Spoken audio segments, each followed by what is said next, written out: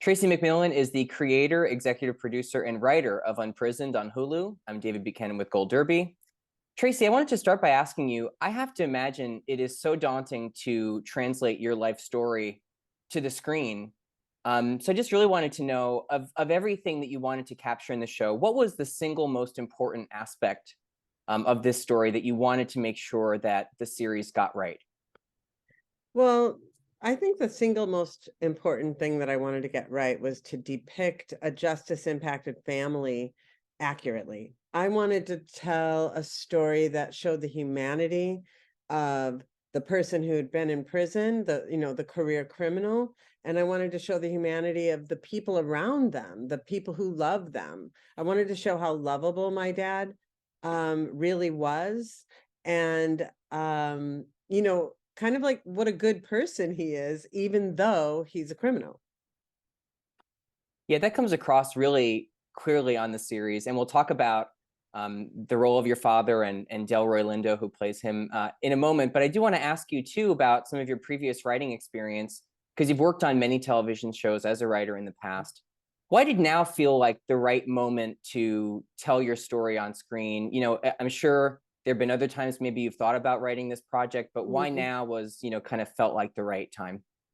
Well, the simplest answer is that this is the version of this story that went, as we say. I've done many versions of this. I think I wrote the first version in probably 2007, 2008. It was an hour long. Um, and it was a sort of a light hour, kind of soapy family drama hour. So I that didn't go. There were a number of other versions that also didn't go. It's something that I just kept returning to because it's my story, mostly because I'm trying to work it out. Like, so much of I feel like the writing that you do that's not on other people's shows, but the things that you're writing on, either on spec or that you're developing are things that have a personal something personal in there that you're trying to work out. And so I was just going to keep writing this. In some ways, the show is the sequel to my memoir. So I wrote a memoir in 2010, and the memoir ends, my dad's still in prison. This is where I sort of imagined what would happen if he got out, when he got out. That's great. And I wanted to ask you, because you mentioned genre and form, kind of, Mhm. what previous versions looked like, a light hour long. This one is a light, half hour. And it's very comedic, but it also, it walks such a fine line and strikes such a great balance of humor and family comedy with obviously really kind of important subject matter and very moving and emotional. So as showrunner, as creator, I should say, and executive producer and writer, how do you strike that right balance when you're creating the show, when you're looking at scripts? What kind of balance did you want to pull off with the series? Well, I feel like I just wanted to tell the truth from scene to scene and include the scenes that and the episode stories that felt really critical to our story as a family, my story as a mom and a daughter. And then I think I just let the tone take care of itself, meaning there were moments where we would be watching things on set and really powerful moments in the show because these actors are amazing. um and you don't know when you're shooting necessarily how it's all going to fit together because there's one thing to write the script, there's another thing to watch it be performed, there's another thing to edit it all together, and then there's the whole thing as a whole. So I don't, I mean, at least not and I've been writing television for 16 years, scripted television. I did not know exactly what it was going to feel like or how it was going to come together. But I trusted that if we told the truth from episode to episode and scene to scene, it would cohere. Yeah, there's no question that it does. You mentioned the powerhouse performances. I want to ask you two casting questions. First, starting with Kerry Washington, who's just so wonderful in the role. I can't imagine somebody better for the Yeah. character of Paige. Talk about, how did you know? Kind of, was it instinctual? How did you know when Kerry kind of voiced her interest? I think that's how the story went. That she kind of raised her hand to star in it. Mhm. How did you know that she was just perfect for it, because she really is. Well, I just knew that she was, oh, I mean, when you talk about number one on the call sheet, this is what you want. You want someone grounded, solid. I mean, I start with good person. And really, because I'm a person who's very interested in relationships, the real thing I want in all of this is what we would call a secure, functioning relationship. Not every actor, this is going to be the understatement of the day, not every actor is capable of that. But that is, whoever's number one on the call sheet is, that's your life. That person, it's like being married, so I'll just say, if you're going to get married, you want to be married to someone like Kerry Washington, right? And then there's her talent, her intelligence, her beauty, her kindness, like all of that, But honestly, there's a part of me that, because I'm so interested in secure functioning, and because I had such a crazy childhood, it's like the ability to collaborate and be mutual, that is probably the number one thing for me. And I just feel like I lucked out on every single level with her. In fact, I joke that I know Oprah, Kerry Washington, and Bob's my boyfriend. It's like I don't know how I got so lucky, but I think it's because there's something in the material that she was attracted to. There's a bigger purpose in what the story we're telling. It's important to Black people. It's important to fathers and daughters everywhere, and mothers and sons. I don't really know. I really don't. I just feel like I got lucky. When people talk about luck, that's what I would say. I got lucky. Well, in this, it really feels meant to be that you play it. Same goes for Delroy as Edwin, Paige's father. Amen. I mean, I'm just a huge fan of his and love seeing him in this role. Talk about, how much did you help him kind of find your father that was not on the page? Like, how much did he want to know about what was behind, the story, or was it Right. just kind of like living on, what was on the page and in the script? Well, Delroy's like an unbelievably gifted actor. And he was very clear with me from the very beginning, I'm not going to impersonate your dad. I'm going to create a character. And I was like, absolutely, 100%. He and my dad had a couple of meals together. But I'm not going to tell Delroy how to create a character. I'm going to do my part. I mean, it's truly about the collaboration. I'll do my part, right? And which is write a script. And then I mean, they say I'm generous. I'm not. I'm just smart, where I'm going to go, okay, now you guys take it from here, because they're going to bring things. I'm not in the Wizard of Oz school of creators. I'm not like, I know every single thing. I'm every single last word. I mean, of course, I have to make a bazillion decisions, and a lot of stuff is going to come down to, the story as it was in a way, but it's about interfacing with these incredibly talented, incredibly smart, incredibly people who know their thing the way I know my thing, and so I just trusted him. It's not hard though. I mean, he's a genius, and so is Kerry. So it wasn't hard to trust them and just be like, all right, I'll take it here. You guys take it from there. And then we've got, 200 people who are all incredibly good at what they do, that are bringing their excellence day in and day out, So I trust that. And that's actually my favorite part of writing television and storytelling, is the collaboration, So whether it's in the room or with the actors, the crew, everybody. I think that trust really comes across on screen and in the finished product.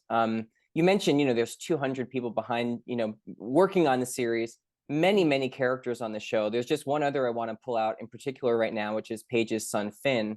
And what I really appreciate about the relationship between him and the other characters on the series is I think Paige really lets him kind of find his own connection to Edwin, which I found so kind of genuine and moving. So talk about, Finn's connection with Edwin and Paige's role in kind of letting that play out as it does, because there's obviously so many different ways that this relationship could have unfolded. So just talk about, Yeah. depicting that on screen. Well, I think my instincts are coming from my own instincts as a mother and my own philosophy as a parent. And I'm bringing that and relationship philosophy, and I'm bringing that to every relationship within the show and with the actors, but also writing the character as a version of me in that way. Um, uh, so I won't go into parenting, except I will say that you can trust people, and I think Paige, the character, trusts to some degree. She struggles with that, but she trusts. So yeah, I'm just showing a version of what actually that relationship, like the structure of that relationship. My dad didn't come to live with me, but my dad and my son had their own relationship. My dad used to come to town, and after I, was gone, and they would get together. And the part of what I wanted to capture is that from the very first time my son met my dad, he was 12 when he first met him, there was just a love there. They just hit it off, and I feel like my son really understood my dad in a way, free of the traumas that I had as a result of my dad and his choices. So he just saw my dad for who he was, and that was really instructive for me. And I wanted to put that in the show. That's lovely to hear. I want to ask you too. You just mentioned that in your life, your dad didn't come to live with you. That's obviously a big change from what's in the series. Yeah. And in that very first episode, which you wrote, Paige is trying to buy a house, and she does kind of realize a dream of owning her own home. How important was that facet of the story for you to incorporate, especially how it enables, Edwin to come in and a kind of three generations of family to live under one roof? Well, it's the most important thing in the world. When I bought my house, because I was a foster child, when I bought my house and I had a place that no one could make me leave, and I didn't have to ask permission to live there, and I didn't have, that was a huge turning point for me. And I was, probably in my late 40s when it happened, mid 40s.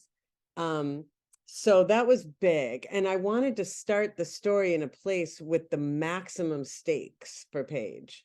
And I know that for me, having that house, that place where I was safe for probably the first time truly ever. I mean, I had been safe, but I'd never had that kind of like agency, like I did this and it's mine and no one can make me leave. That would be the maximum stakes for her, that if her dad comes into that situation and threatens this thing that she's worked her entire life, every choice she's ever made is to get to this place. So that's just craft, that's just screenwriting, where you want to make sure that the story starts in a place where your characters really have something on the line. You also don't want her to know everything I know. I have to start her like 10 or 15 years behind where I am, because otherwise, whatever, we're just going to watch a lady have it all figured out. Not that I have it all figured out, but I have a lot of it figured out, and that's not a fun show to watch. I want to watch her go through what I had to go through, which is essentially coming to terms with where I come from and having a healing, just like little Paige says in the first episode. It's like, well, this is a show about having a healing, You've picked up on exactly what I wanted to ask you next, which is the storytelling device of having little Paige kind of throughout the season. And Jordan McIntosh is so wonderful. I mean, it's just, he just brings it to life so well. From a writing perspective, how important was it for you to give voice to, your younger self through the character of Paige, but really to kind of allow this 5-year-old, well, I think she's around 5 in the series. She's Okay, 7. 7. This 7-year-old to have a voice and kind of, give the audience a perspective from her view. How important was that for you when you were crafting kind of the arc of the season? Yeah. I mean, crucial. I think the inner child and my relationship to my inner child, because when people are out there dealing with their trauma, and when we look at like the kinds of things that happen in people's lives when you come up and you have like foster care and prisons and all the things that happen, and have happened to me and happened to millions of other people as a result of their parent going to prison. When you think about those things, really the way people act out is because they can't come to terms with that, what happened to them as a child. So I wanted to show the child and the relationship with the inner child. And certainly in my own therapy, having a relationship with my inner child has been that's been the crucial difference for me. And once I realized that I wasn't going to do to her anything that had already happened to her, like, she'd been abandoned and she'd been through hell, basically. Like, I needed to take care of her. And once I started to see her as like an actual sort of person, if you will, that changed the way I behaved in life and really set me on a path toward taking really good care of her, as it turns out, is taking really good care of myself. So suddenly a lot of things became possible, when I partnered with that part of me. And now all this gets into all sorts of psychological theory, and I'm sort of a self-taught marriage and family therapist. And there's all sorts of different modalities that it touches on and all sorts of different developmental stuff that it touches on. And I won't bore you with all that, but except to say that there's a lot of psychological, like, verisimilitude there. Like, there's a lot of that's really based on the latest in research and things going on in the and theory in the world of child development and family systems and all that. I'm very interested in all that, and the show is very accurate to all that. And I think that's another reason why it coheres, is because I'm not making things up. They're very much based in, I was a journalist for 16 years. That's my background. So I'm very interested in accuracy and reporting to a degree. Yeah, I think that truthfulness and genuineness really comes through on the series. Tracy McMillan, congratulations on the first season of Yeah. Unprisoned. Thank you so much for talking to Gold Derby today. Thanks so much.